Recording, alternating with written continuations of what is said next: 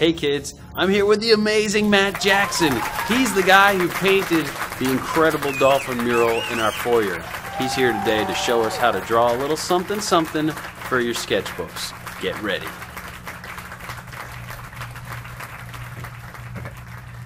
All right, kids, dolphins are actually pretty easy to do.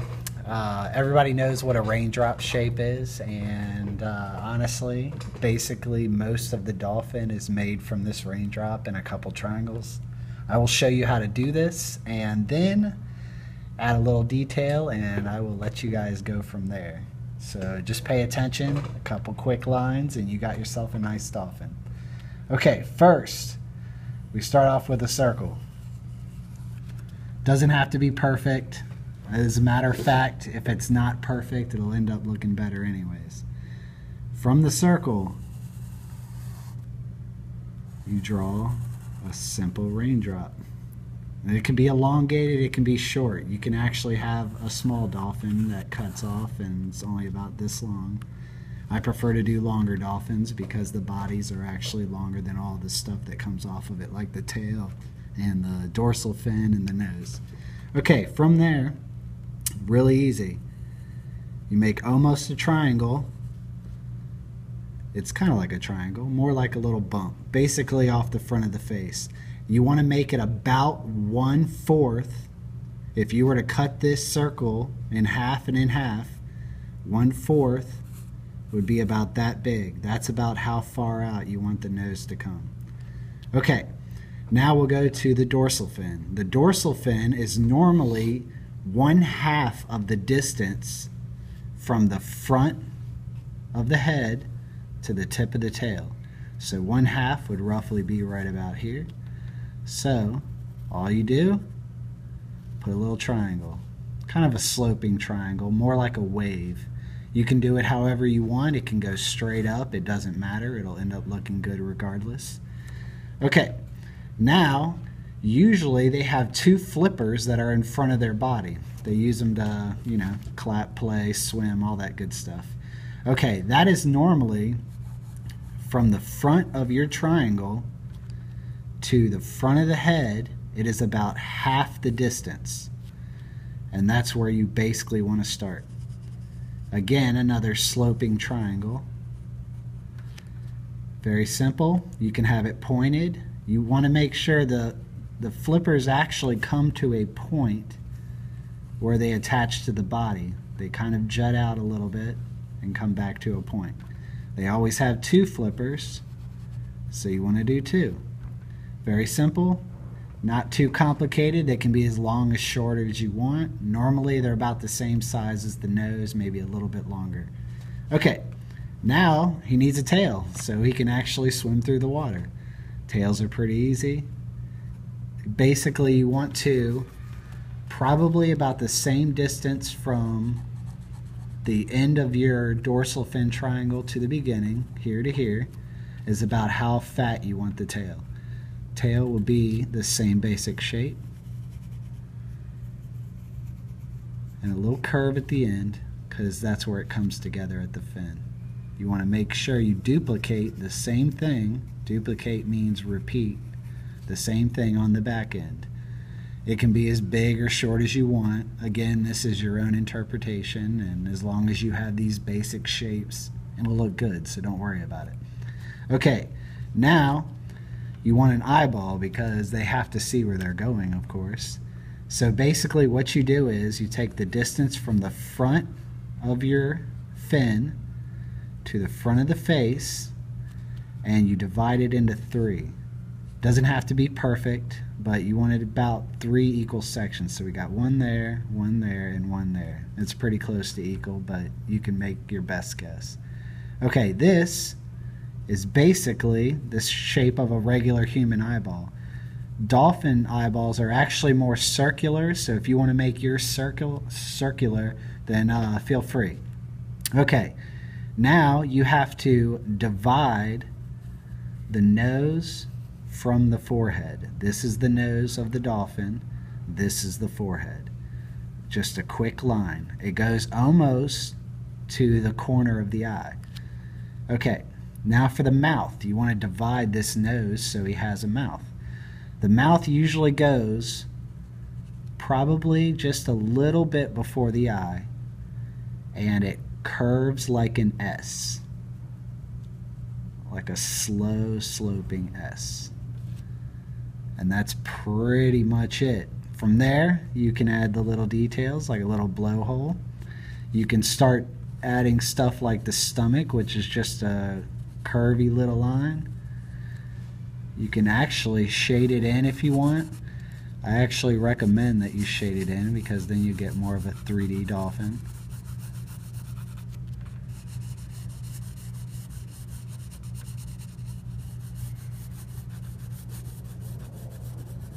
And you don't have to put all these lines that I use to show where the actual placement of the things that come off the dolphin go. But if you do put them, you can erase them afterwards. I'm not going to erase them just because this is a quick video, and hopefully you might even like the lines, honestly, because it'll help you for later purposes if you try to do the dolphin again. Okay, once you have a good shape, and one thing you got to keep in mind, kids, is when you draw to start off with, see how dark I made this line on the top? See how light this line is on the bottom? Sketch lightly because it's easier to erase. If you sketch dark like I did up here, if I tried to go back and erase that, you're going to see the line still, or you're going to have a smudge, and you don't want that. Okay, we can finish shading. You can add any kind of details you want in there.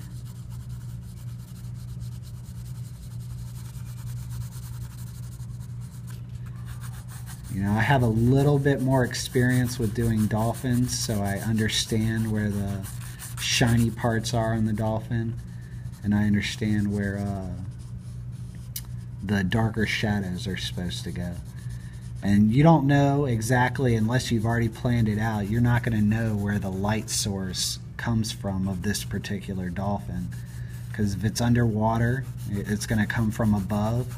If it's jumping out of water, say the sun is really low, it can jump out of water and the sun will actually be underneath it. And if it's underneath it, you want to make sure that all your highlights, all this bright area, which is a highlight, and all this shading I'm doing is the shadow of the dolphin. You want to make sure all the highlights are underneath so you know where the light source is coming from. That'll keep it more realistic looking when you're done. I mean, hopefully your first time out, you'll actually do it just as good as I did and there'll be no issues. But if you don't be discouraged, because I didn't do it perfect my first time. And if you did it perfect your first time, you probably are going to end up being a professional when you get older. But I'm a professional and I still don't get it perfect. So don't be worried about it. Just have fun with it and know that you're capable of anything that you put your mind to. Okay, I'm not going to finish shading all of this in so I can show you a few details that you can stick, that I normally stick in my pictures and my murals that I end up doing. Okay, usually, you know, dolphins come out of the water. You can put a little splash mark. First, we'll do a light line. Doesn't have to be perfect. Try to keep it as straight as possible. You can use a ruler if you need to. Alright, let's say this dolphin splashed out of the water. All you do is draw a line. Then you draw little raindrops. And there's better ways to do this, but this is simple and it'll get you to the point, and then you can get better at it as you go along. But simple raindrops in circles, small and big, will show a splash. And you want some coming off the dolphin. And it really doesn't matter what it looks like, because honestly, if it's your first time, it's not going to really matter. These are called ripple lines. If you do just small skinny circles and then you get bigger as you go along, you'll end up where it looks like the water's actually waving back and forth. Okay, normally I would do something in the background just so it's not boring. So I'm just gonna, you can make it up. Actually, you can just let your pencil do all the drawing for you. We'll make up a little mountain back here. And maybe on our mountain we have a couple rocks that are close to the water. And maybe we got a tree line. For a tree line, you just do a bunch of little spikes and jagged stuff all the way around. And you can do the same thing on the bottom. Then for rocks, just make a bunch of boxes and triangles everywhere.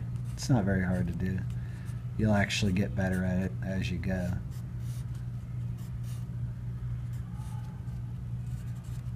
And maybe there's a few trees on top of the mountain.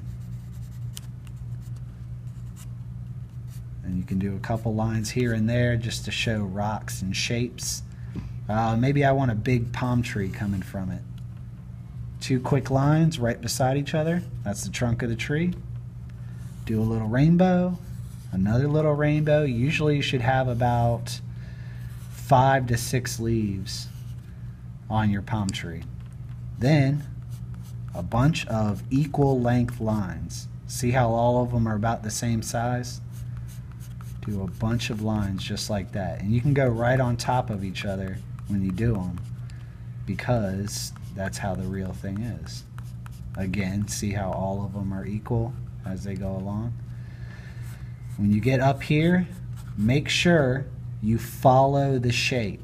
See how all my lines are kind of coming down with the shape of the end of the main stem? Follow your stems. And there you go, you got a palm tree. Sometimes you want a water line next to your mountain. Sometimes you even want a wave. Waves are actually really easy. I'll show you one. This is going the wrong direction, but I'm just going to show you so you know. Okay, start with a big curve. That's all you need right there. Then, just like you're doing a puffy cloud, doesn't have to be perfect. Just keep it puffy and pretty. Okay, waves have tops to them. It's where the water curls over. So basically you want to follow this same swooping line, but make one right beside it. That's basically the top of your wave.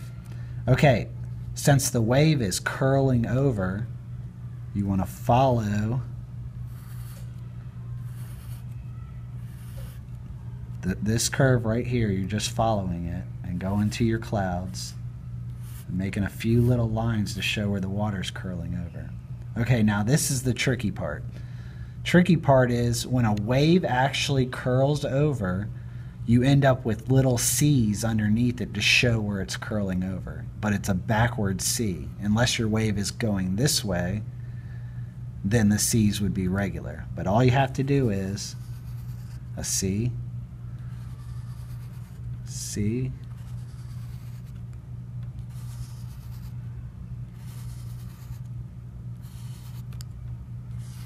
and again, it doesn't have to be perfect, and I'm never perfect, so you'll get better as you go. Maybe you want a few clouds in the sky. This is the easiest way to do cartoon type clouds. Straight line or a little squiggly of a line. Then just like you did for the wave, all of these little cloud lines, you just do little clouds and connect. So you got a little wavy line, connect. And clouds can be whatever you want. Don't be particular with it. If you mess up, just turn it into something. Here, I'll mess up on purpose. I'll just, ooh, I drew a line out of nowhere. It looks like it's completely messed up. It's not. I can quickly add that, put a couple peaks with it, continue it over there, and I can do a couple more. Now, maybe you want a sun. Sometimes kids love to do suns. Suns you already should know how to do. They're pretty easy. Just do a circle. Pretty easy. Couple lines. When you do lines from the sun, put a point in the middle of the sun. There's my point. You can erase it later, so don't do it as dark as I did. You're going from that point out, from that point out, from that point out, from that point out. Keep going from that point so all of your sun rays are going the right direction. And that's pretty much it. There you got a tropical picture with a dolphin, and you can pretty much do what I did out in the front foyer. And color is the only thing you got to learn after that, but for now, as long as you know how to draw it, you're good. Kids, one thing you have to know, and this is something that every artist does, if you care about your artwork and you took your time to do it, even if you didn't take your time, you should be proud of it. Always, always, always, always, always put your name on your artwork. You don't want someone else taking credit for your work. If you took your time, you did something beautiful, you want everybody to know that you did it. Who knows, you might become a professional one day. If you don't sign your name, no one will ever know who did the work. So, I did a little piece down here in your little instruction video. But I sign my name in cursive. When you do artwork in the future, you can come up with your own unique way to do it. Mine is pretty simple. This is not the same as I sign my artwork on murals.